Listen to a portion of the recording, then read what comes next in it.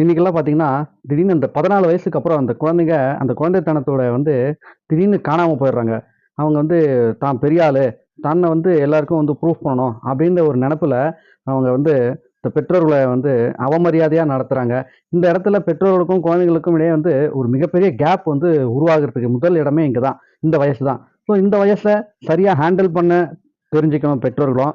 இந்த வயசுல எப்படி பெற்றோர்கிட்ட, பேரண்ட்ஸ் கிட்ட நடந்துக்கணும்னு குழந்தைங்களும் விஷயங்கள தெரிஞ்சுக்கணும். சரிங்களா? ஸோ, இப்ப எந்த இடத்துல ஒரு முரண்பாடு ஏற்படுதுன்னு பாருங்களேன். இப்ப என்ன பண்ணுவான் பையன், ஃபர்ஸ்ட்டு பேரண்ட்ஸ் கிட்ட தன்னுடைய வாய்ஸ ரெய்ஸ் பண்ணுவான். ஏதோ ஒரு விஷயம் அம்மா செய்யணும்னு சொல்லுவாங்க, இல்ல அப்பா இத செய்யணும்னு சொல்லுவாங்க, இது உனக்கு நல்லதுன்னு சொல்லுவாங்க. இவனுக்கு என்ன பண்ணுவான், வேண்டாங்கிறப்ப விடாப்பிடியா என்னால முடியாது அப்படின்னு அவன் வாய்ஸ ரெய்ஸ் பண்ணுவான். ஸோ, இந்த இடத்துல பார்த்தீங்கன்னா, பெற்றோர்கள் சரி பையன் ஏதோ சொல்றான்றதுக்காக அமைதியாயிடுறாங்க. குழந்தை தான் ஜெயிச்சுட்டு தான் அவன் ஒரு கற்பனையில போயிடுறான். ஸோ, அடுத்து என்ன பண்றான், அவன் அவன் தன்னை நான் பெரிய ஆளாயிட்டேன் அப்படின்னு ஒரு மனசுல போயிடுது. ஸோ, அடுத்து என்ன பண்றான்